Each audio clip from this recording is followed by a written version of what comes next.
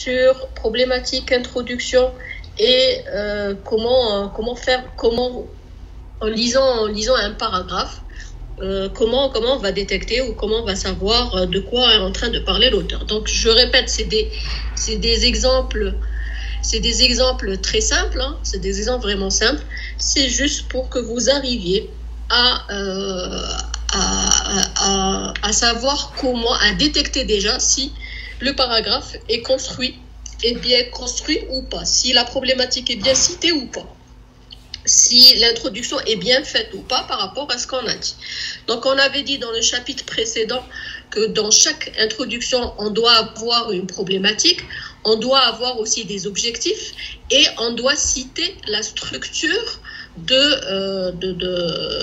ce qu'on va traiter par la suite, c'est-à-dire la structure des différents chapitres que vous allez traiter.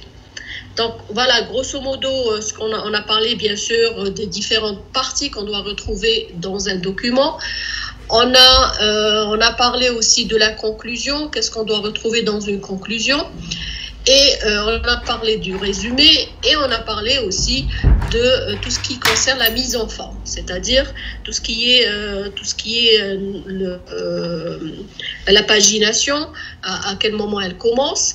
On a parlé aussi des tableaux, on a parlé des figures, comment on doit les placer dans le texte. Et bien sûr, à fur et à mesure, on pourra en parler et vous pouvez aussi poser les questions. Donc l'exercice d'aujourd'hui, donc je répète, ça c'est un petit paragraphe. Vous devez bien sûr le lire, vous devez définir quelle thèse cet auteur-là est en train de soutenir, il parle de quoi, et vous devez aussi spécifier, alors là ça pose un problème. Je suis obligée de sortir pour Monsieur Melad, ça s'arrange pas, hein. Ça s'arrange pas, Monsieur Melad, ça s'arrange pas. Les étudiants, ça y est, c'est bon. Très bien, donc je vais repartager le chapitre. Alors, ça y est, tout le monde, vous êtes tous là. Enfin, ceux qui sont là, vous m'entendez tous. Donc, je vérifie toujours si c'est bon. Je répète, le texte que vous avez en face de vous, je vais le lire. Vous le lisez aussi, vous l'avez en face de vous. Vous devez faire ressortir quelle thèse, quel thème, quel sujet l'auteur veut soutenir, de quoi il est en train de parler. Et vous remarquez dans le paragraphe, il y a des passages qui sont en gras et qui sont soulignés. Donc vous devez dire quel est le rôle de chaque phrase ou chaque mot qui est souligné. Quel est son rôle, quelle est sa valeur ajoutée dans le paragraphe. Donc je vais lire le paragraphe.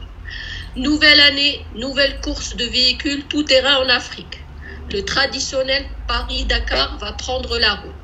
Comme chaque année, il mobilise des tonnes de matériel et un millier de personnes de tout genre. Médecins, pilotes, mécanos, ravitailleurs, etc.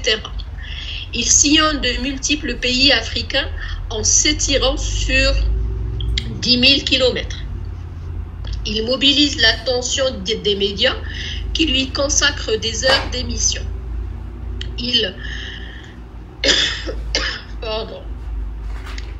constitue donc un événement sportif important.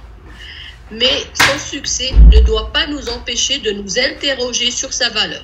Pour ma part, je le trouve contestable à bien des égards. Alors, je vous donne quelques minutes, quelle est la thèse que veut ou que soutient l'auteur dans ce texte-là?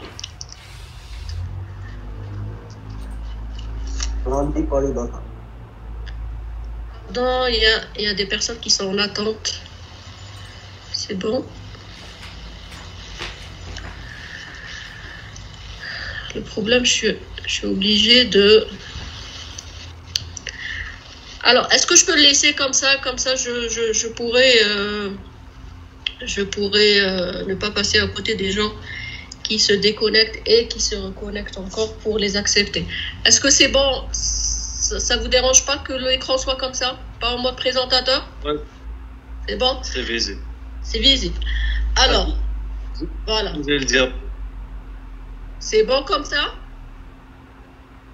Et, Ouais. oui, C'est pardon. bon. Ouais. Donc je vais augmenter un peu. Alors, qu'est-ce que l'auteur soutient dans ce texte? J'ai entendu qui est-ce qui avait parlé? Madame, en fait. Oui. Moi, madame. Monsieur Melet, c'est ça? Oui. Alors, qu'est-ce que vous avez dit? Vous avez posé la question qui est le thème du paragraphe. C'est ça. Donc, le rallye Paris-Dakar. ok. Il part du Paris-Dakar? D'accord. Mais Rallye Paris-Dakar. rallye Paris-Dakar. Mais là, il faut être plus précis. C'est-à-dire, quelle est la thèse que l'auteur est en train de soutenir? C'est vrai qu'il est en train de parler du Paris-Dakar, mais qu'est-ce qu'il est en train de dire? Les gens qui se mobilisent à cette compétition pour la faire dérouler en bonnes conditions. Non. D'autres propositions? C'est vrai qu'il en parle, mais c'est pas la thèse qui soutient. S'interroge sur la valeur de ce rallye. Qu'est-ce qu'il dit? Comment est ce rallye? D'autres propositions? Effectivement, il parle du rallye Paris-Dakar. Effectivement, il donne des détails sur ce rallye-là. Mais qu'est-ce qu'il met en avant? Qu'est-ce qu'il veut soutenir? Je vais relire le texte. Nouvelle année, nouvelle course de véhicules tout-terrain en Afrique. Le traditionnel Paris-Dakar va prendre la route. Okay. Comme chaque année, il mobilise des tonnes de matériel et un millier de personnes de tout genre. Médecins, pilotes, mécanos, ravitailleurs, etc. Il sillonne de multiples pays africains en s'étirant sur 10 000 km. Il mobilise l'attention des médias qui lui consacrent des heures d'émission. Il constitue donc un événement sportif important. Mais son succès ne doit pas nous empêcher de nous interroger sur sa valeur. Pour ma part, je le trouve contestable à bien des égards. Quels sont les mots-clés importants qui vont vous renseigner sur la thèse qui est soutenue par l'auteur?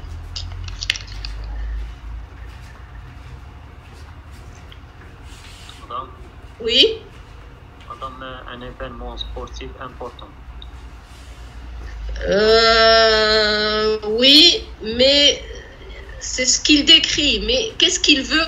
Parce que ça, c'est juste un extrait d'un tout un article. Et là, dans cette introduction, donc l'auteur est en train de... Il met en avant... Alors, je ne sais pas le bruit... Non. Donc l'auteur, qu'est-ce qu'il met en avant? Il met en avant un avis. Et bien sûr, ça c'est un extrait normalement qui va, par la suite, qui va débattre. Il part du rallye Dakar. On est d'accord. Est-ce qu'il fait juste une description? Voilà. Moi, je voudrais savoir quelle est sa position. Est-ce qu'il fait juste une description du rallye Paris-Dakar?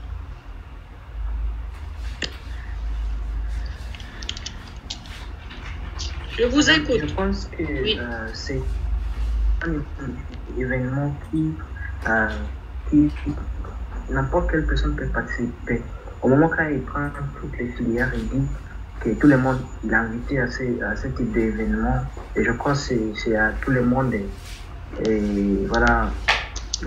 Voilà, c'est ça que je pense. C'est tout? Vous ne trouvez pas qu'à un certain moment, l'auteur prend position sur cet événement? Quel est son avis? À part, au départ, qu'est-ce qu'il fait? Il est en train de décrire, mais pas que ça. S'interroge sur la valeur du rallye. Donc, il s'interroge sur la valeur de rallye et qu'est-ce qu'il dit? Il prend position. C'est contestable. Ça veut dire quoi, contestable? C'est ça, le mot-clé important ici, c'est ça. Il s'interroge sur la valeur de ce rallye et il dit, pour ma part, je le trouve contestable à bien des égards.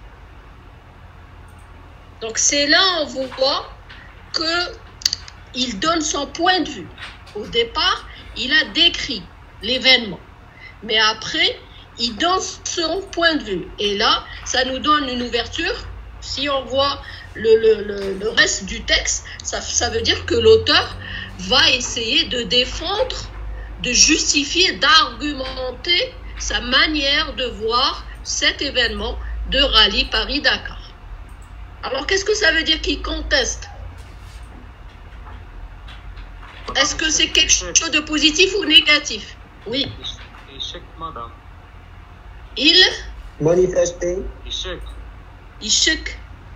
Mais si, il doute. Il doute. Il doute de l'événement. Mais est-ce que dans le côté positif ou négatif? Quand on doute, c'est-à-dire? Madame, s'il vous plaît. Oui? Madame, il y a des gens en attente. Mais sinon, accepteront. Mais j'ai rien chez moi. Justement, l'insma. Voilà, à l'instant. Depuis tout à l'heure, c'est bon. Il n'y avait que chauffé. Demakan? شرفي طالب وبن يحيى نورمالمون. Donc, طالب مشى عاود مشى. Bonjour, monsieur Chauffé. Hafarah Talib, je ne l'ai pas. Sauf si je l'appelle. Donc c'est Talib comment? طالب وهيب وبن يحيى محمد. Alors. Donc ils ont peut-être un problème de connexion parce qu'il était là, il était ici. Talib Wahib. Oui.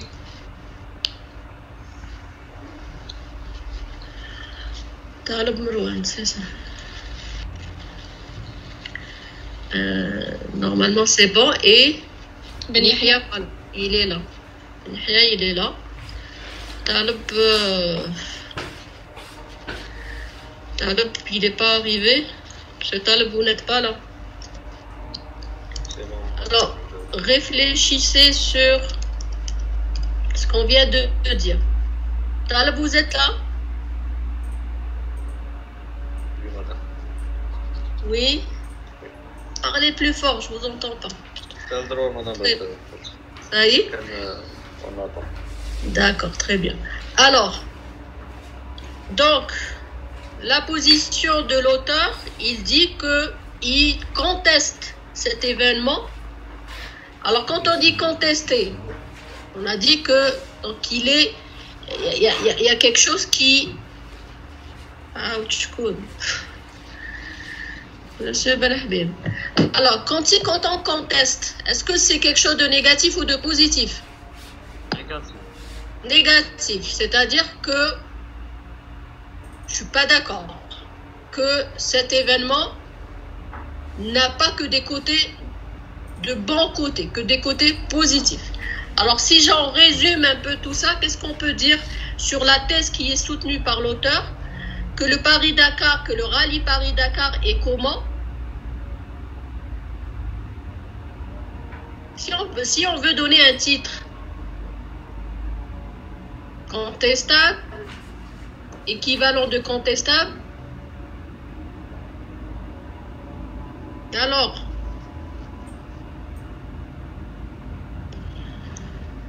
la partie cachée du rallye Paris-Dakar. Oui. Ça, quand on dit partie cachée du rallye Paris-Dakar, ça, c'est pas forcément quelque chose de négatif. Madame, discutable ou litige? Non, litige. On a un litige. Qu'est-ce que ça veut dire un litige? C'est... Qu'est-ce qui est en train de parler? Mademoiselle Youssoftani, c'est ça? Oui. Alors, c'est quoi un litige? Un litige, c'est un malentendu en deux Un personnes. combat. Voilà, chez combat. Faites attention, les mots sont importants. C'est une contestation. Un litige, c'est un malentendu ou un conflit entre deux personnes ou là entre deux parties. Contester, non. Là, je suis en train de contester un événement, c'est-à-dire je ne suis pas d'accord, ça. Je ne suis pas d'accord sur l'événement en question. C'est pas un dialogue où je suis pas d'accord sur un point de vue. C'est différent. Donc là, on peut dire que le Paris-Dakar, vous pouvez le retrouver là. Dernière phrase. Pour ma part, je le trouve contestable à bien des égards. Donc je peux dire que le Paris-Dakar est négatif ou sinon est néfaste ou sinon, je peux même reprendre la phrase, est contestable à bien des égards. Le fait de dire qu'il est contestable, c'est-à-dire que je ne suis pas d'accord. C'est ça la thèse que veut soutenir cet auteur-là dans ce texte. Est-ce que c'est clair pour tout le monde? Est-ce que vous êtes d'accord?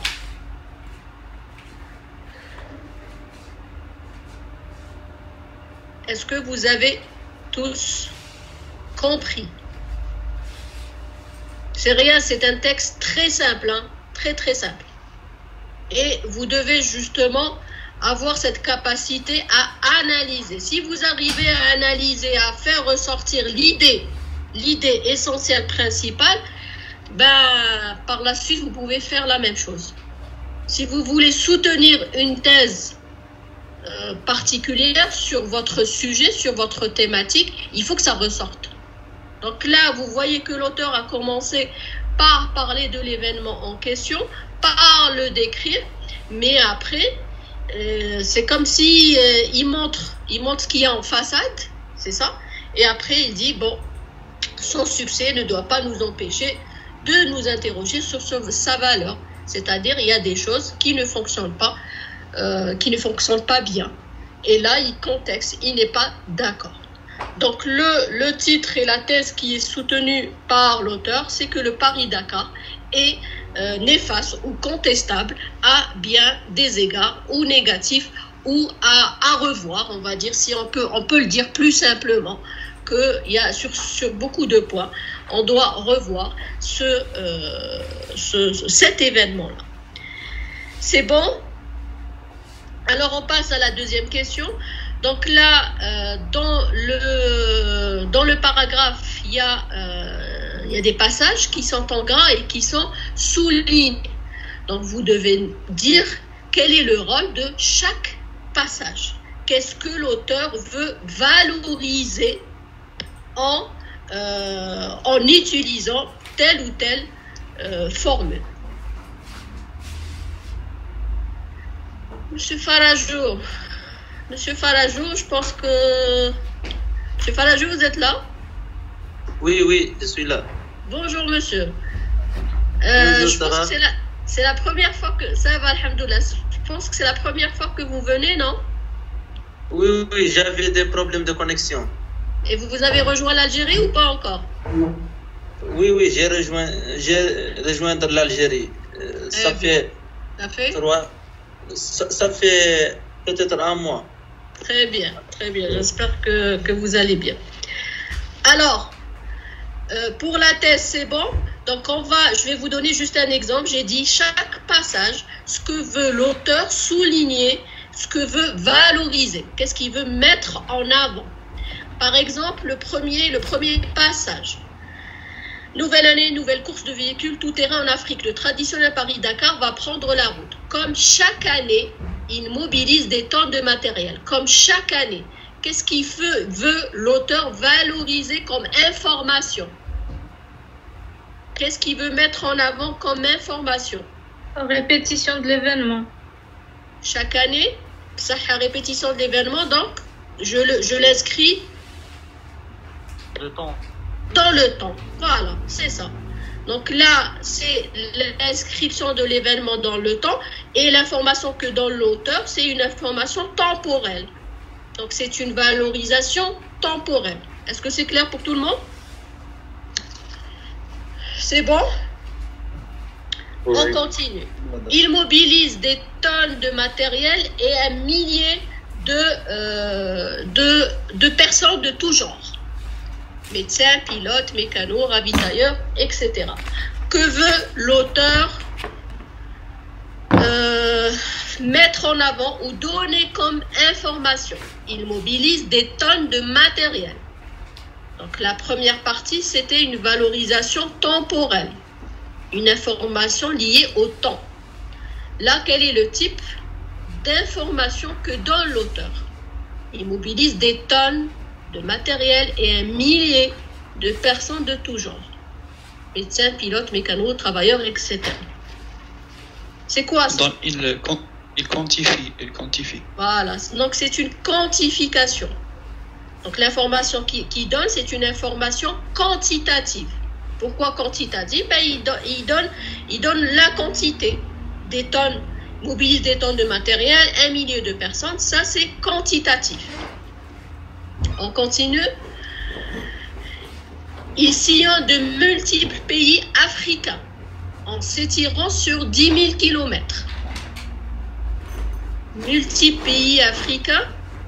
Donc là, il donne une information. Elle n'est pas temporelle, elle n'est pas quantitative. De lieu. De lieu. Donc on peut dire géographique. Donc il est en train de localiser le lieu où se passe l'événement. En s'étirant sur 10 000 km, okay? Il mobilise l'attention des médias qui lui consacrent des heures d'émission. Il mobilise l'attention des médias qui lui consacrent des heures d'émission. Quel est le type d'information et qu'est-ce qu'il donne comme information? Le type d'information que donne l'auteur.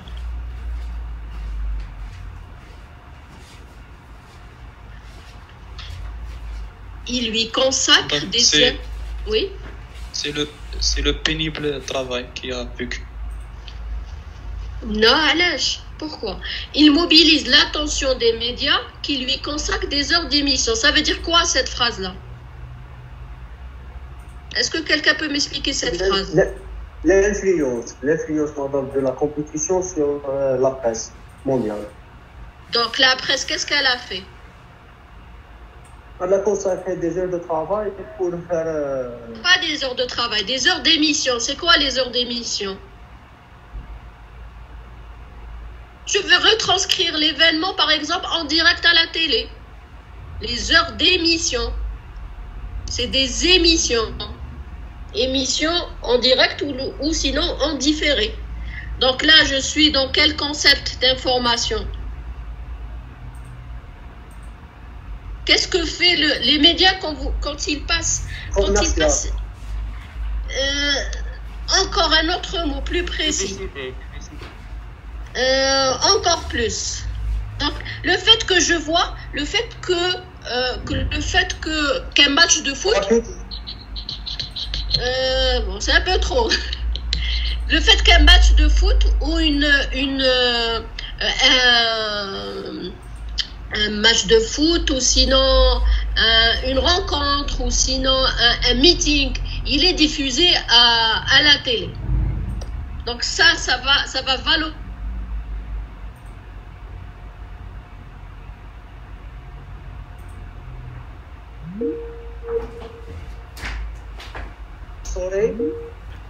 Comment? Sponsorisé. Ils vont le sponsoriser, mais ça donne comment on appelle ce qui se passe. Ça, ce qui se passe, on appelle comment? Et là, vous pouvez trouver le type de valorisation. Et de comment on les appelle? C'est les choses qui arrivent. C'est des choses qui arrivent et qui sont médiatisées. On les appelle comment? Les événements. Publicité. Événements, merci. Qui a dit événement? Monsieur Siam. Alors, c'est ça. Donc, c'est un événement qui est médiatisé. Donc là, on a une valorisation événementielle. Vous savez qu'il y a même des boîtes qui font de l'événementiel, ça vous le savez. Qui s'occupent de sponsoriser, oui, donc sponsoriser ou sinon de créer l'événement.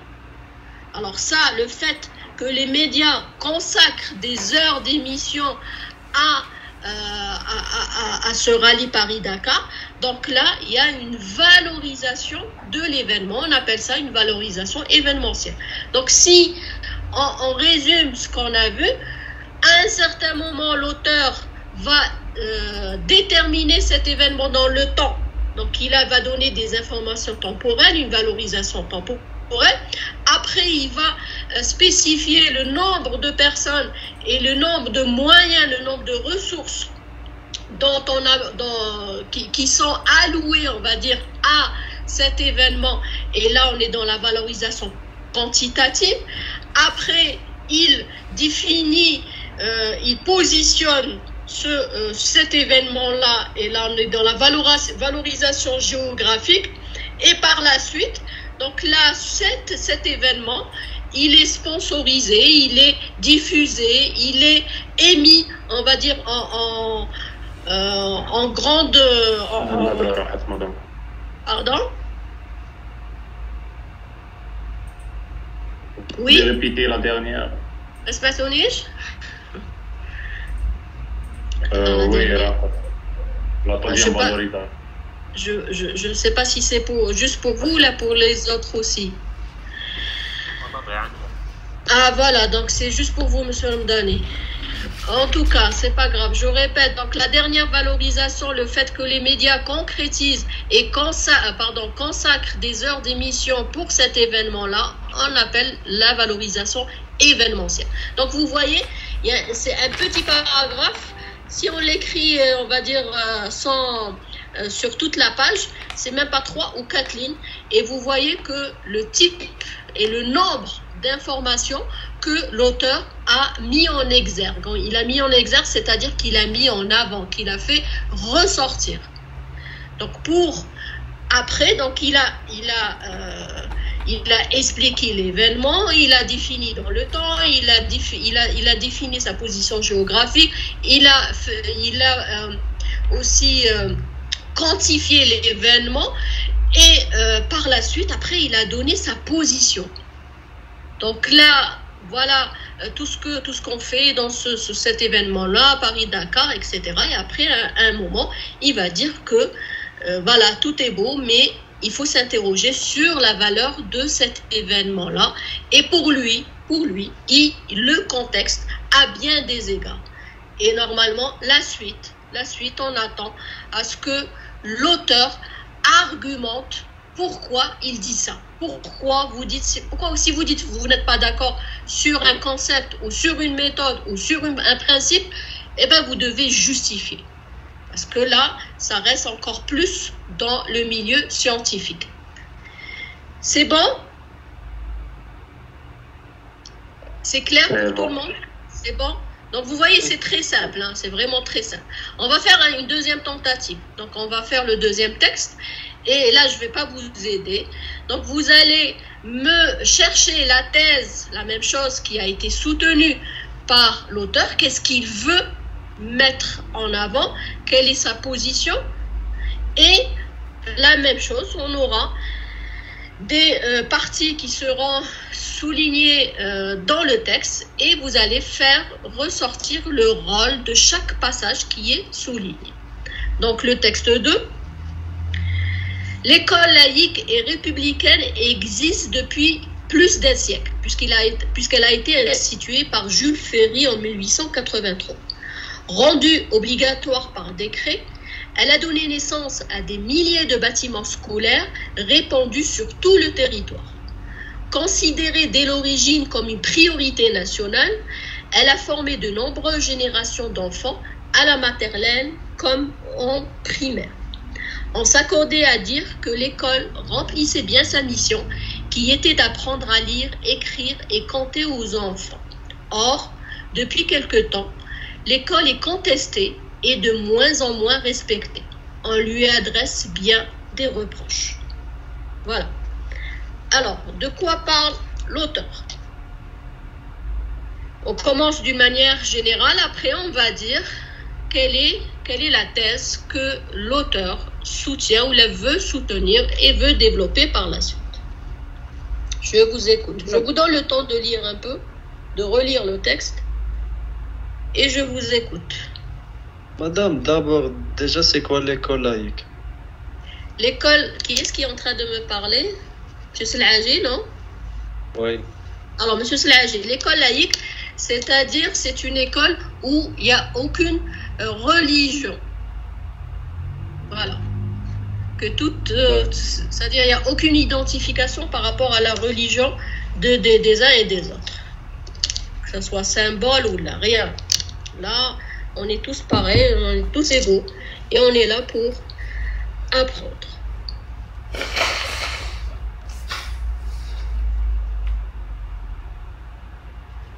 Est-ce que vous voulez que je relise ou vous le faites seul?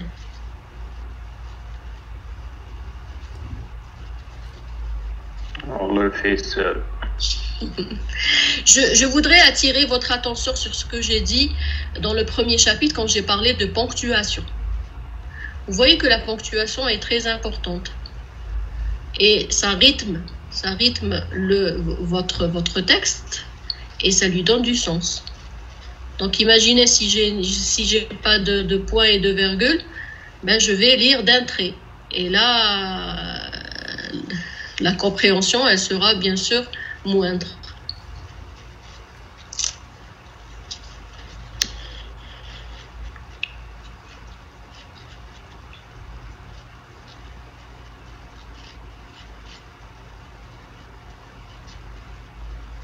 Qui est-ce qui veut intervenir? C'est bon?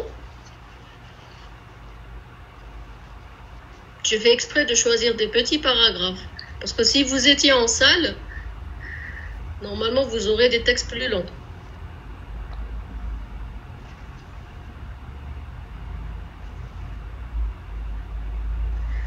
Qu'est-ce qu'il est en train de faire l'auteur? Qu'est-ce qu'il décrit?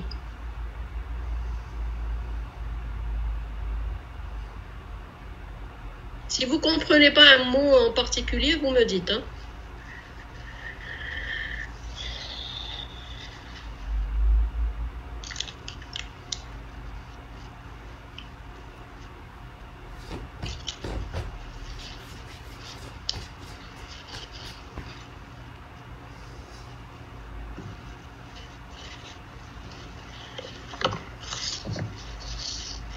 Alors, personne...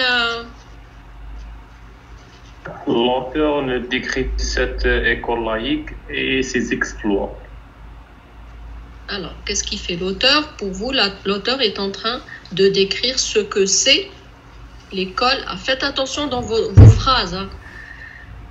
L'auteur décrit ce que c'est qu'une l'école laïque. Les autres. Donc, il est en train de valoriser l'école laïque. C'est M. Chauffé, non? Oui. Oui. Il est en train de valoriser cette école. Il est en train de valoriser l'école laïque. D'accord, je reviendrai dessus. Les autres? Madame? Oui. Genre, ces écoles n'ont pas été respectées comme il était en avant. Que par rapport à aujourd'hui, est-ce qu'il est en train de faire une comparaison? Madame, il a dit qu'au dernier passage, depuis quelques temps, l'école est contestée et de moins en moins respectée. On lui s'adresse bien des reproches. Donc ça c'est quoi? Est-ce que ça serait pas... Oui. Oui, monsieur Malade, allez-y.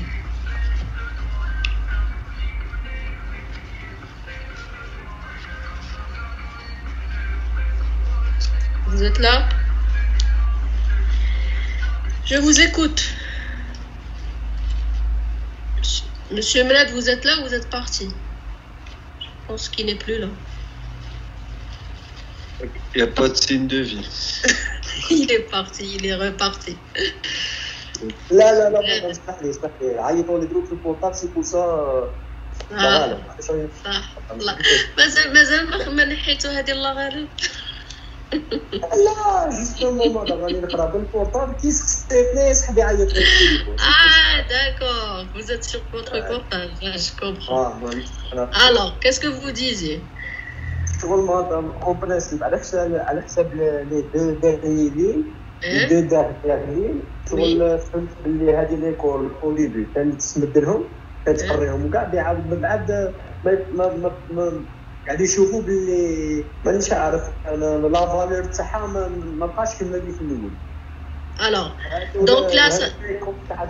ليكوز تاع هذا الشونجمون اللي صرا سببها هما او برينسيپ على خاطرش قالوا اون لي زادريس بيان دي ريبروش. D'accord. Donc, ça ne serait pas la thèse qui est soutenue par l'auteur, comme quoi que l'école n'est pas ce qu'elle était avant et qu'elle mérite des reproches. L'avis des autres. Alors, je veux d'autres explications. Allez-y. Madame, l'auteur montre les missions accomplies par l'école laïque. Alors, l'auteur montre... D'accord. Une partie. Oui. Est-ce que juste ça?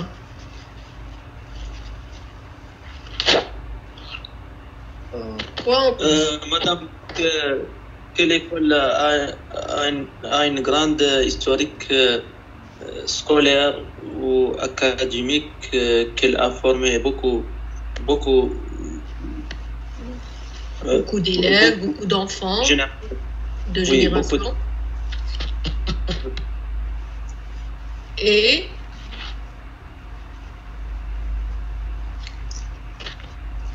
quoi encore?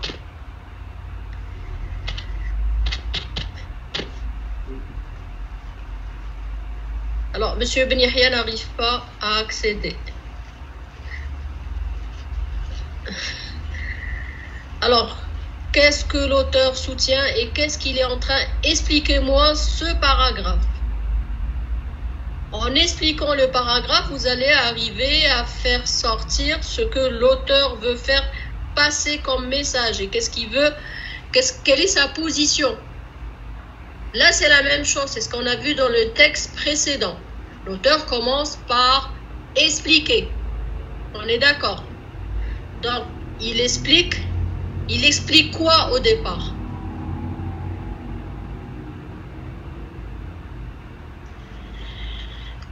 L'histoire de l'école. Et bien là, il explique que l'école, quand est-ce qu'elle a été instituée, quelles sont les activités au sein de l'école. Donc là, tout ce que fait l'école, on va dire de bien, tous les mérites de l'école. Mais après, qu'est-ce qu'il dit? C'est la même chose que le premier paragraphe. Hein. À un certain moment, qu'est-ce qu'il dit?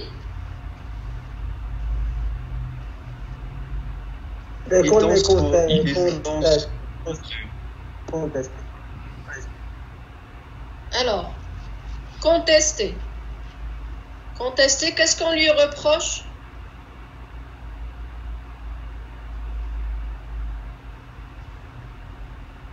Elle était très grande. Que l'école a perdu sa réputation. Quoi encore? Est-ce que vous êtes d'accord? Quand je vous dis, quand je vous écoute, hein, je vous dis pas vous avez raison ou tort, hein, mais j'aimerais qu'il y ait d'autres avis. Donc, monsieur Dani, c'est ça? Oui. Oui. Vous avez dit que... qu'est-ce que vous venez de dire, s'il vous plaît? Que l'école... L'école a perdu sa réputation. Alors, l'école a perdu sa réputation. Les autres, qu'est-ce qui voulait intervenir maintenant?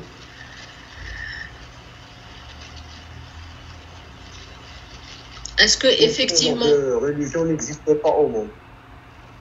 Comment? Ce genre de religion n'existe pas. Quelle religion? Cette école, vous avez dit que cette école laïque, c'est quelque chose de... C'est qu'un pays n'a pas de religion. Non, pas le pays. Ben, en France, c'est un pays laïque. L'école laïque, c'est-à-dire l'enseignement se fait indépendamment de la religion, quelle que soit la religion du pays en question. C'est-à-dire que l'école, elle est indépendante de la religion. C'est comme si, on va dire chez nous, dans l'école, voilà, mais qu'est-ce que c'est islamique? Voilà. Il n'y a pas d'éducation islamique ou là autre chose. C'est ça, laïque, c'est ça, c'est indépendant de la religion. Et on peut retrouver dans certains pays où il y a plusieurs religions. Donc c'est pour ça que dans certains régimes, certains politiques, ils optent pour des écoles laïques. Alors, est-ce que effectivement l'auteur dans le texte dit que Monsieur Ramdani, rappelez-moi, qu'est-ce qu'il dit dans le texte que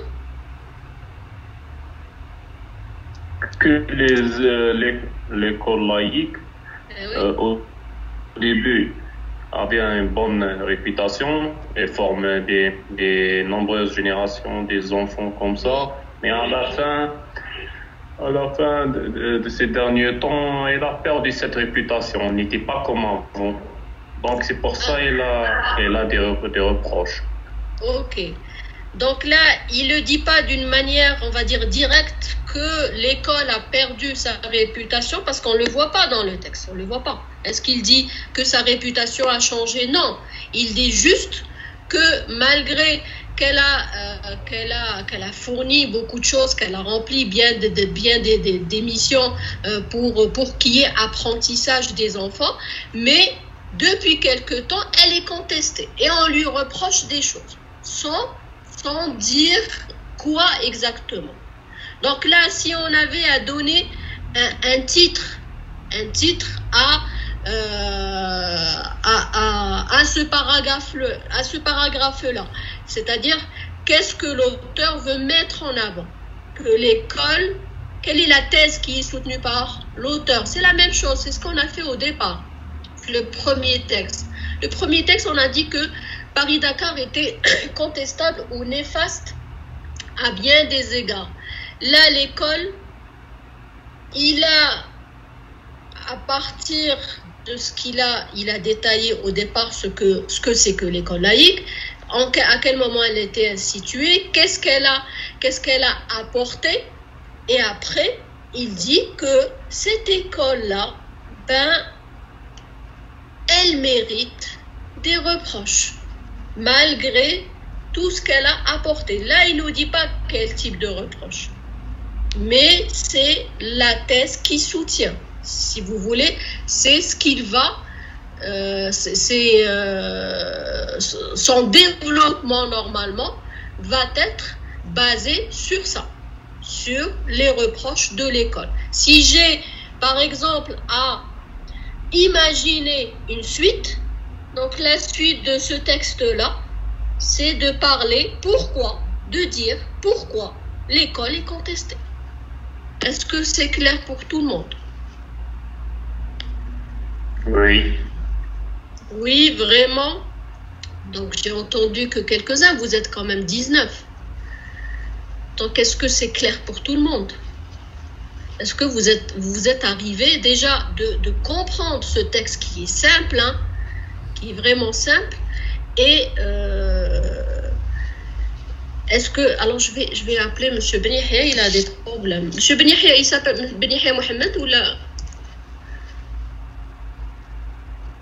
Est-ce que quelqu'un connaît son prénom? C'est Ben Yahya Mohamed, c'est ça? C'est ça? Deuxième prénom, je ne le connais pas. J'espère que c'est lui.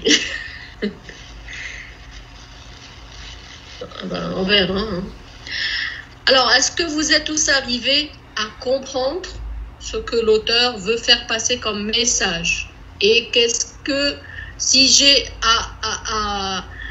on va dire, à imaginer ce que l'auteur va développer par la suite, donc là, normalement, il va parler de quoi? Eh bien, il va parler des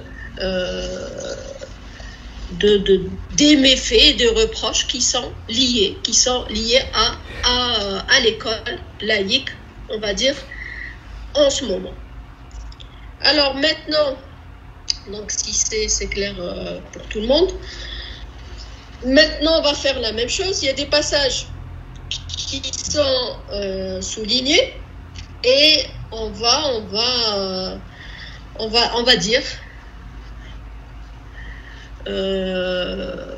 dire à quoi ça sert et pourquoi, qu'est-ce que l'auteur veut faire passer comme information ou qu'est-ce qu'il veut valoriser. Alors, la même chose, c'est ce qu'on a vu dans le texte précédent. L'école laïque et républicaine existe depuis plus d'un siècle, puisqu'elle a été instituée par Jules Ferry en 1883.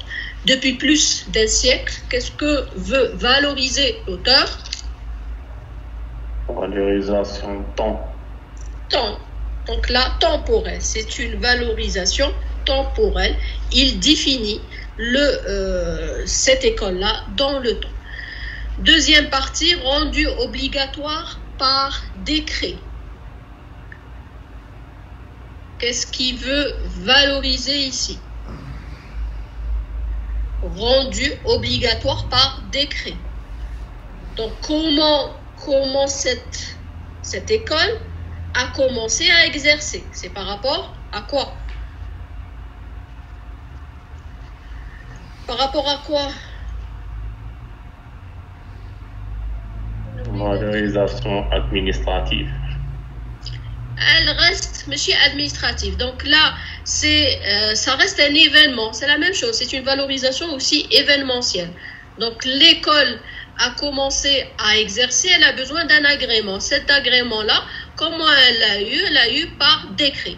Donc ça reste événementiel, le fait de valoriser cet événement et pour que, on va dire, que cette école exerce. Le deuxième point, considéré dès l'origine comme une priorité nationale. Elle a formé, là, j'ai sauté une phrase. Rendue obligatoire par décret, elle a donné naissance à des milliers de bâtiments scolaires. Des milliers de bâtiments scolaires quantitatifs, voilà. Après, répandue sur tout le territoire, considérée dès l'origine comme une priorité nationale. Considérée comme une priorité nationale. Quel type de valorisation? Est-ce qu'elle est quantitative? Non. Non. Elle est comment? Événement. Elle est qualitative. Qualitative. Donc elle est qualitative. Elle n'est pas événementielle. Elle est pas quantitative. Elle est qualitative. Quand on dit, elle est considérée comme une priorité nationale. Donc là, c'est qualitatif. Elle a formé de nombreuses générations d'enfants. Elle est comment ici? Elle est quantitative. Voilà, la même chose quantitative. Donc c'est bon, c'est clair? Alors ce que ces deux paragraphes... Oui? Madame, qualitatif, quand je dis que si j'ai à décrire une personne et je dis cette personne elle est grande, elle fait 1m50, elle est blonde, donc ça c'est là, ça, si elle fait 1m50, je vais choisir un autre exemple. Une voiture. La voiture, c'est une Ford à 5 chevaux, c'est une essence. Donc là, d'après ce que je viens de dire, quels sont les aspects qualitatifs et quels sont les aspects quantitatifs? Elle a 4 portes, elle a 5 portes. Comment? Qu'est-ce qui est quantitatif? Quantitatif, les chiffres, les nombres. Voilà, les nombres. Ou le qualitatif, c'est une belle voiture. Les qualités de cette voiture. Adjectif. C'est ça. Donc là, c'est un adjectif. Donc quand je dis une priorité nationale, je suis en train de qualifier ça. Quand je dis que c'est une exigence, aussi je suis en train de qualifier un événement, qualifier quelque chose. Quand je donne, je mesure, le quantitatif est lié à la mesure. Quand je donne une quantité exacte, je dis qu'il y a 12 personnes, 13, 14 personnes. Quand je dis une évaluation qualitative, quand je dis il y avait beaucoup de personnes, beaucoup, combien? Je n'ai pas défini le nombre. Quand je définis le nombre, je suis plus dans la mesure précise, et à certains moments, des fois, bon, je parle là en général, hein, à un certain moment, quand on a peu d'informations, on utilise l'évaluation qualitative. Donc même dans les sciences, hein, dans le calcul, comme dans la gestion des risques, à un certain moment, on peut faire appel à une évaluation qualitative, c'est-à-dire qui n'est pas basée sur la mesure, mais elle est basée sur un retour d'expérience, sur l'historique, sur le jugement d'experts, et dire que cet événement, il est mineur, cet événement est majeur. Est-ce que vous voyez la différence? C'est bon pour celui qui a posé la question? Oui, madame. Donc voilà, je vous ai donné un exemple en général, et là le fait de dire une priorité nationale, donc c'est pas quantifié. J'ai pas dit une priorité 1 ou 2 ou 3. Si j'avais dit priorité 2 ou 1 ou 2 ou 3, donc là elle reste quantitative, mais là c'est qualitatif.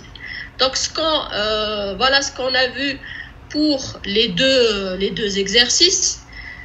Être capable de faire ressortir ce que l'auteur veut faire, quelle est l'idée principale, c'est ça, c'est l'idée principale. Là, l'idée principale, que ce soit pour le texte 1 ou le texte 2, c'est que l'auteur dans le texte 1, il a contesté le rallye Paris-Dakar, et il dit qu'il reste néfaste sur certains points, qu'il va sûrement développer par la suite.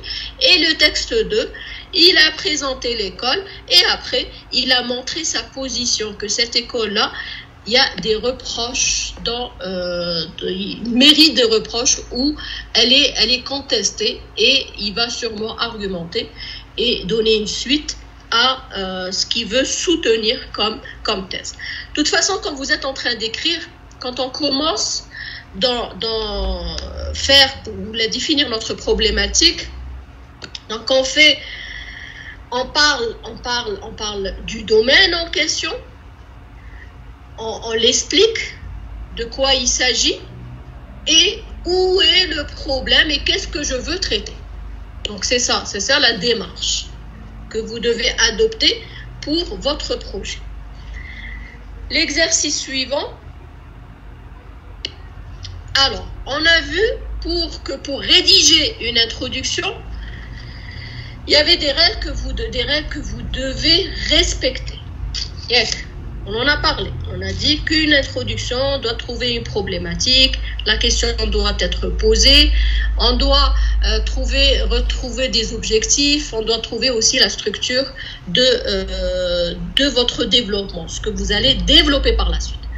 Donc ça, c'est un extrait d'une introduction, et vous devez, il y en a une, deux, trois, il y en a trois, vous devez dire est-ce que cette introduction est correcte ou pas.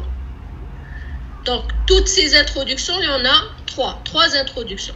Ces trois introductions parlent de l'Union européenne est une chance pour notre pays. Donc c'est ça la thèse. Jusqu'ici c'est bon. Donc vous allez lire, on va lire ensemble chaque introduction, et vous allez me dire est-ce qu'elle est correcte. Si elle n'est pas correcte, bien sûr, il faut dire pourquoi. Qu'est-ce qui manque? Pourquoi elle n'est pas bien faite, etc. D'accord? Alors, introduction 1. Depuis 1993, les États membres de l'Union européenne ont ouvert leurs frontières. Tous les marchés commerciaux peuvent se faire librement, qu'il s'agisse du marché de l'automobile, de l'électroménager ou du mobilier. Autre avantage, les banques peuvent faire entre elles des transactions et le système monétaire, unifié depuis le 1er janvier 1999, a encore entendu ces transactions. Enfin, les entreprises peuvent s'unir ou coopérer pour résister à la concurrence étrangère. L'Europe, c'est certain, est bénéfique pour notre pays. Plusieurs raisons peuvent l'expliquer. Je vous laisse le temps de le lire un peu tout seul et me dire est-ce que cette introduction respecte ce qu'on a fait dans le premier chapitre.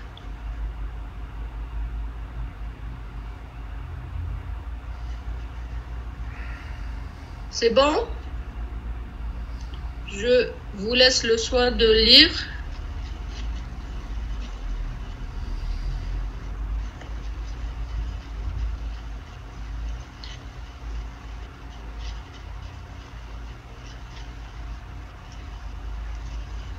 Je répète, ce texte, c'est une introduction qui est faite relative à cette thèse-là. L'Union européenne est une chance pour notre pays. Est-ce qu'elle respecte ce que devrait comporter une introduction?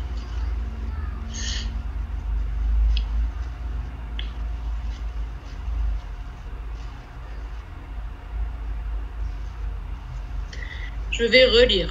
Depuis 1993, les États membres de l'Union européenne ont ouvert leurs frontières. Tous les marchés commerciaux peuvent se faire librement, qu'il s'agisse du marché de l'automobile, de l'électroménager ou du mobilier. Autre avantage, les banques peuvent faire entre elles des transactions et le système monétaire unifié depuis le 1er janvier 1999 a encore étendu ces transactions. Enfin, les entreprises peuvent s'unir ou coopérer pour résister à la concurrence étrangère. L'Europe, c'est certain, est bénéfique pour notre pays. Plusieurs raisons peuvent l'expliquer. Qu'est-ce que fait l'auteur? Est-ce que la problématique est exposée?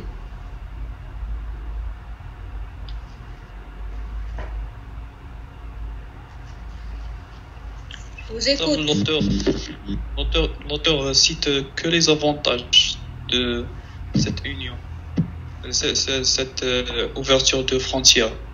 Mais la problématique n'est pas citée dans cette introduction. D'accord, j'écoute les autres. Quand je dis d'accord, ça ne veut pas dire que vous avez raison. Hein? M. Benihia est de retour. Les autres? Qu'est-ce que fait l'auteur? Oui. Madame, j'ai senti que l'auteur dans ce paragraphe est en train de développer. Développer quoi? Développer son sujet. Au sujet de l'Union européenne. D'accord? Les autres? Madame, la question, est-ce que ce petit passage te convient avec la thèse, ou est-ce que ce petit passage est une introduction ou un développement? Mais la question. La question, est-ce que cette introduction est fidèle à ce qu'on a vu dans la définition ou ce que doit contenir une introduction? On a dit dans une introduction, on doit retrouver une quelle que soit problématique, objectif et la structure, c'est-à-dire dénoncer la structure du développement. Ce que vous allez faire par la suite. Énoncer la structure du développement, pas faire le développement. Donc là, la question, est-ce que ce paragraphe est fidèle à ce qu'on a, fidèle à une intro, est-ce qu'il est correct? Voilà. La question est là. Appréciez chacune d'elles, parce qu'il y a 3 introductions, et vous devez dire, est-ce que cette introduction est correcte? Que fait l'auteur? Non, madame, au principe, le petit passage, même il développe les informations. D'accord, c'est votre avis. Ok, les autres. Les autres.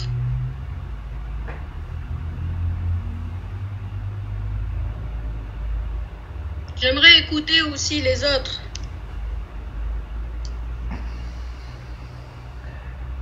Ce qui solo, il est reparti.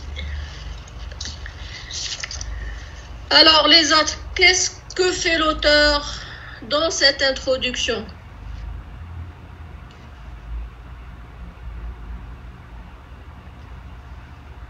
Qu'est-ce qu'il est en train de faire?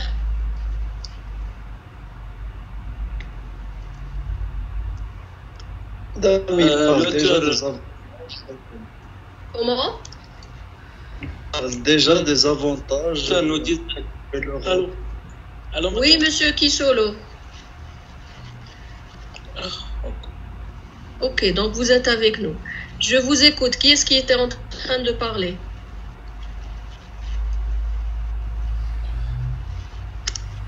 Madame l'auteur va nous dire les avantages, les avantages de cette ouverture et l'importance de cette ouverture. Alors, est-ce que dans cette introduction, on retrouve une problématique, des objectifs et l'énoncé de la structure? Comment elle est faite? C'est ce que je veux savoir. Comment est faite cette introduction?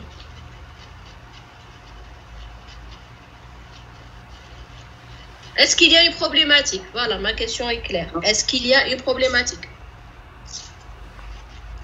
Non. Il n'y a pas de problématique, non. C'est franchement dans une problématique. Description. Il n'y a pas de problématique. Les autres? Non, moi, dans ma tête, problématique. Peut-être les frontières, c'est la problématique. À quel moment? L'Union européenne a ouvert leurs frontières.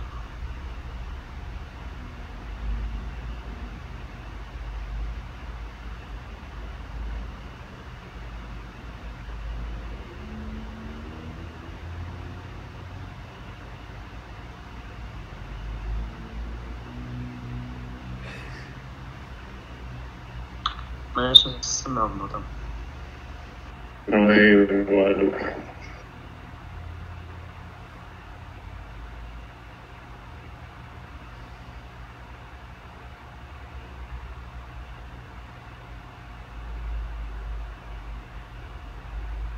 Connexion مشات. بالي أبدي أخوي اليوم قاعد اليوم قاعد أخوينا طروفة وانا نخرج. طروفة كتفو باش تخرج. راك هنا فيصل. أبدي أخوي ما قدرتش ريبوندي عليها. تما انت هو. أنا قلت أبدي أخوي ما غلطوها أنا مش هو. أجوت واحد غلط. قلت خطر لي فاتت هذه كاع شحدت في الديبارتمون باش بدلوني. غير جيبه يقرا معنا. والله الله يخلف على بن عمار هو اللي يقول باغي يبان يتغلب بحال عوام. عاودي هو الشيمي اناليتيك وجابوا الطرافو بيبليك ما كنقاوض والو. والبروبليم انا كنبدا Je suis de retour. Est-ce que vous êtes là? Oui, madame. Une coupure d'électricité. Donc là, je suis en 3G. Alors, on revient à notre chapitre. Donc, est-ce que l'auteur a respecté les règles de construction ou de rédaction de l'introduction? Est-ce qu'on trouve des objectifs? Dites-moi oui ou non. Non, il n'a pas respecté. Il n'y a pas d'objectif. Est-ce que la problématique, il a commencé? Ça, c'est un début de la problématique. Donc, il est en train d'introduire son sujet. Depuis 1993, les États membres de l'Union européenne ont ouvert leurs frontières. Tous les marchés commerciaux peuvent se faire librement, qu'il s'agisse du marché de l'automobile, de l'électroménager ou du...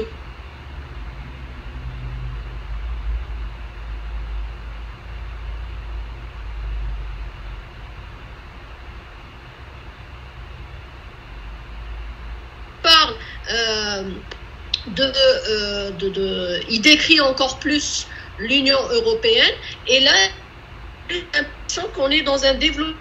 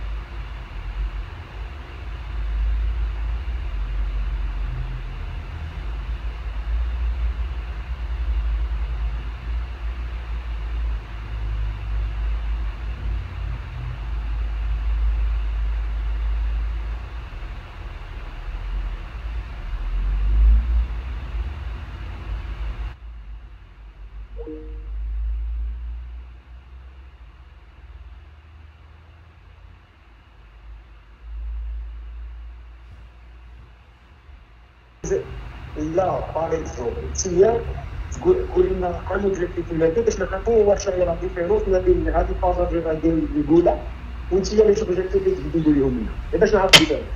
Justement, on va passer au troisième introduction, vous allez voir la différence. Là, normalement, qu'est-ce qu'il va dire comme objectif? Là, il va dire, il peut rajouter. Il n'y a pas. Je peux pas vous donner quelque chose qu'il n'y a pas. Mais si j'ai à rajouter un objectif, je vais dire que dans la suite de notre travail, nous allons développer ou donner les détails sur les différentes transactions ou les différents, tout ce qui concerne les analogies qui concernent le système économique en Europe, sur les lois, sur la politique et sur les lois, on va dire, européennes. Ça, c'est un objectif. Je vais développer. Je vais faire. Est-ce que vous comprenez, M. Melad? Un objectif, c'est de définir d'une manière précise qu'est-ce que vous allez faire. Donc là, si je rajoute une phrase que dans la suite de mon travail, on va parler de la politique européenne et commune en Europe, ça c'est un objectif. C'est bon? C'est bon. Voilà. Deuxième introduction. Toujours la même thématique. Donc, le 1er janvier 2002, les 12 monnaies nationales des 12 pays membres de l'Union européenne passent à la monnaie unique, l'euro. La construction européenne a franchi un cap. C'est une chance pour notre pays, voyant ses atouts. Est-ce que ça, c'est une introduction qui est correcte? Est-ce que le contenu de cette introduction est suffisant? Et n'oubliez pas, quand on a parlé de l'introduction, ça c'est pas une suite, hein, c'est l'introduction, elle est faite comme ça. On a dit que l'introduction doit susciter l'intérêt. Comment? En définissant une problématique. Qu'est-ce que vous voulez faire et à quoi vous voulez arriver? Ça, on doit le retrouver dans une introduction. Est-ce que cette introduction est suffisante? Est-ce que vous comprenez? Il s'agit que l'autre rapporte.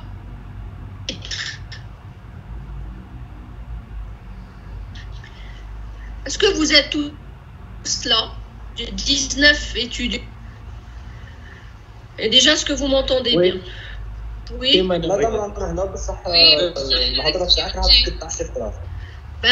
je suis en 3G, donc forcément, oui. C'est sûr, ouais. Alors, est-ce que cette introduction est suffisante et bien construite? Est-ce que ça vous donne envie de connaître le reste? Regardez l'information. Le 1er janvier 2002, les 12 monnaies nationales des 12 pays membres de l'Union européenne basculent vers la monnaie unique, l'euro. La construction européenne a franchi un cap. C'est une chance pour notre pays. Voyons ses atouts. Déjà là, qu'est-ce qui s'est passé? هذه بالك في الكونكلوزيون هذه. Et je ne veux pas en savoir autre chose. Ça ne donne pas envie de continuer dans la lecture. L'information, c'est bon, elle me suffit. Qui est-ce qui vous voulez intervenir?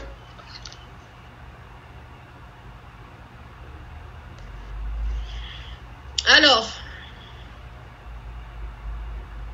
ما سمعناش ما قلت لنا في التالي خاطرش الهضره.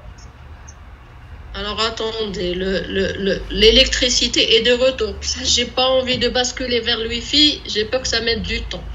Donc je répète, est-ce que l'introduction, est-ce que vous avez envie de lire le document plus loin? On a l'impression,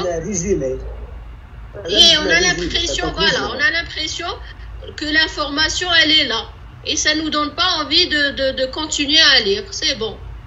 Donc, est-ce que cette introduction a respecté les règles de rédaction d'une introduction? Est-ce qu'elle est correcte? Non, elle n'est pas correcte. Ça est quand même. Vous avez tous détecté ça. C'est ça, l'objectif, c'est que vous arrivez à détecter. C'est pas suffisant. Demain, vous allez faire une introduction. Vous devez savoir quelles sont les différentes parties que vous devriez traiter. Donc là, ce n'est pas suffisant. On passe à l'introduction 3. Croissance en panne, absence de politique économique commune, flambée sur les marchés d'échange. La monnaie unique en vigueur depuis 5 ans. Oui. Madame لاحظت qu'elle a mis la troisième. Ça, c'est bon. Je répète. Là, c'est juste entre la première, la deuxième et la troisième introduction, vous allez voir la différence. Troisième introduction, croissance en panne, absence de politique économique commune, flambée sur les marchés d'échange. La monnaie unique en vigueur depuis 5 ans a conforté dans leur opinion les eurosceptiques de tous bords. Faut-il pour autant dramatiser? Certes non, car la construction européenne n'est pas seulement économique. Le 1er mai 2004, avec l'entrée de 10 nouveaux États membres, l'Union européenne méritera enfin son nom. L'Europe sera unie. La grande Europe réunie. On ne peut que s'en réjouir. C'est une victoire pour la démocratie, la paix et pour tous les euro-citoyens.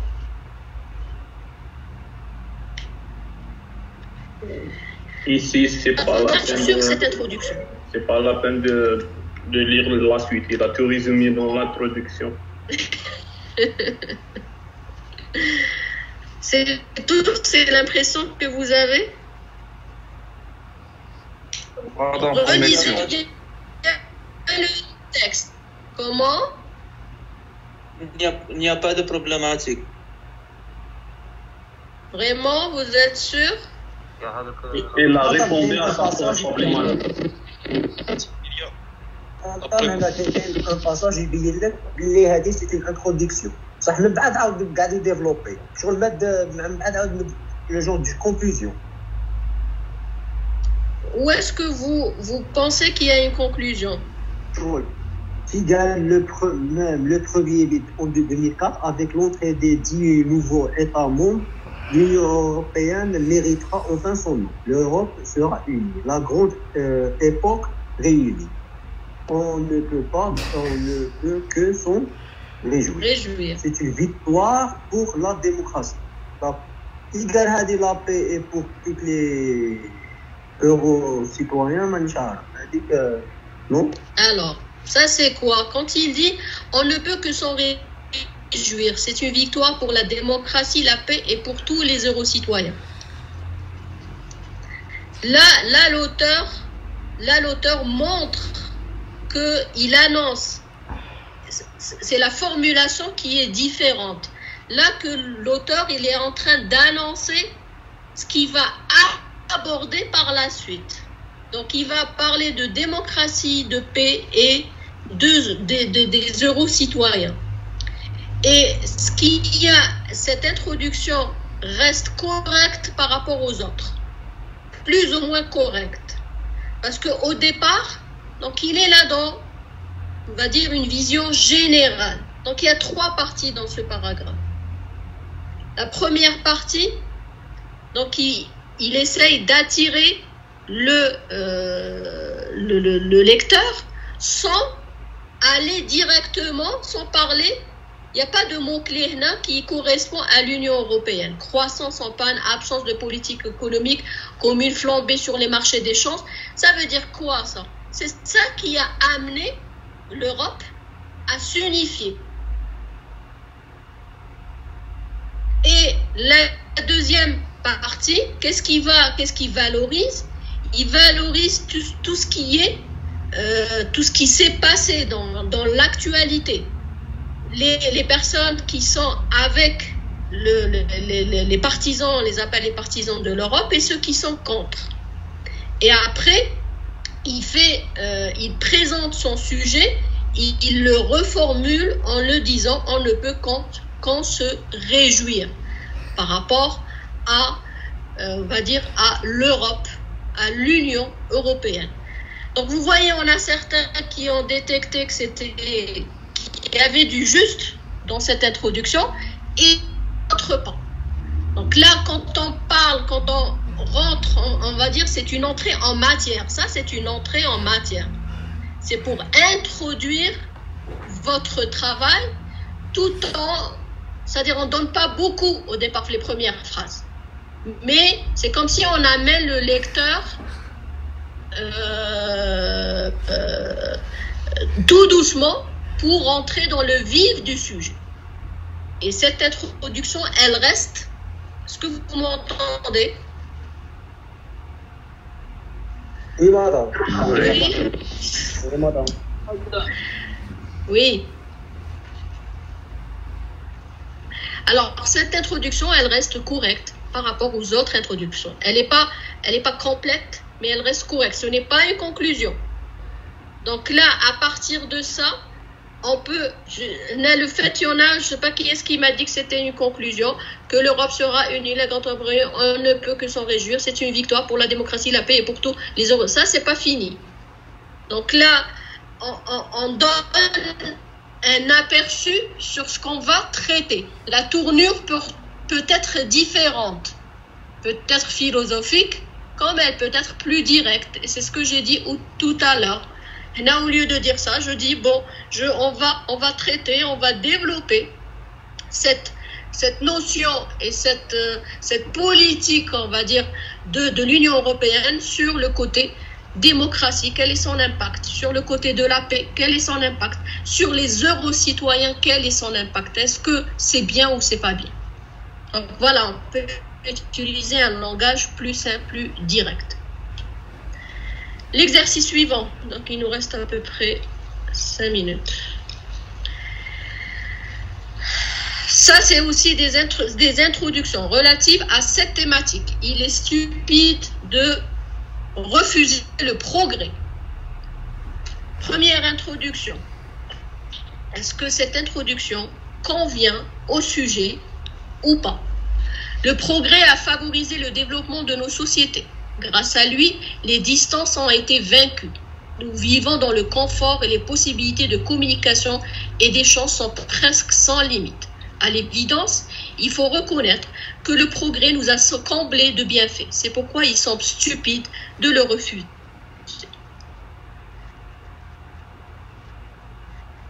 Que fait l'auteur dans cette introduction?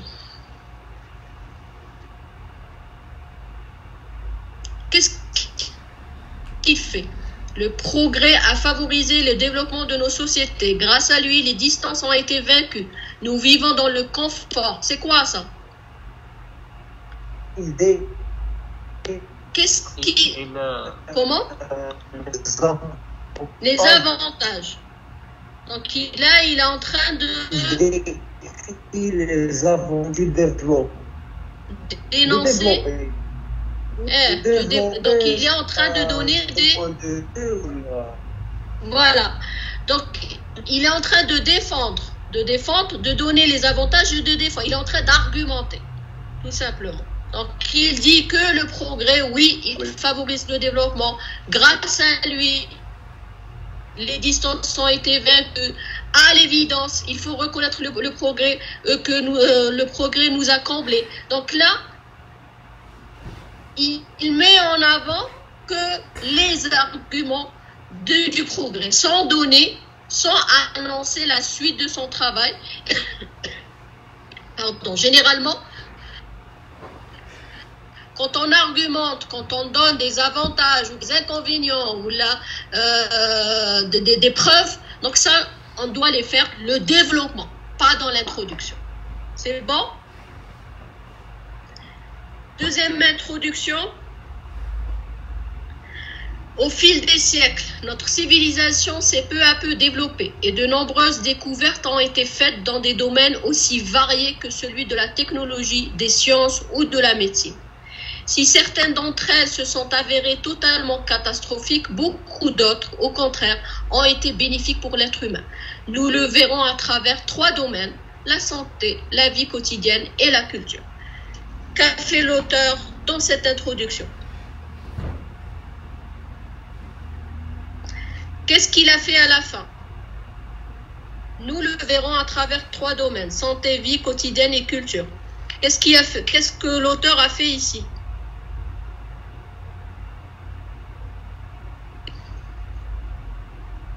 Il a limité les domaines.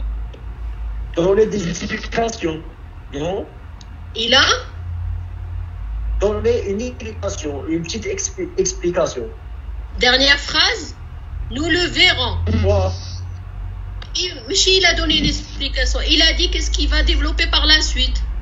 Nous verrons à travers, nous le verrons, ce qu'il a énoncé au départ, nous le verrons à travers 3 domaines, santé, vie quotidienne et culture. Donc là, le début, il est bon. Donc on appelle ça l'entrée en matière, elle est bonne, mais il n'énonce pas sa thèse. Il ne parle pas, à aucun moment, il ne parle pas d'une manière claire du progrès. Donc si on avait à combiner cette introduction avec l'introduction 2, 1 et 2, là il est plus explicite, mais c'est pas suffisant. Là l'entrée en matière est bonne, mais il ne parle pas de la thèse qu'il va défendre par la suite. Par contre, il part de la structure de son développement. On ne peut que s'en... je suis où? Je ne sais plus où je suis. Voilà.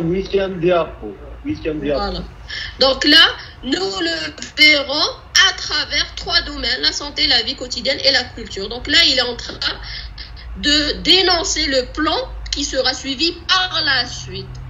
Qu'est-ce qu'il va développer par la suite? Donc cette introduction, elle est toujours pas complète. Il lui manque une partie qui est la thèse qui est soutenue, on ne la voit pas ici. On ne parle pas du progrès. Troisième introduction, est-ce qu'elle est correcte ou pas? À la fin de la guerre de 1914, le siècle du progrès semble s'arrêter.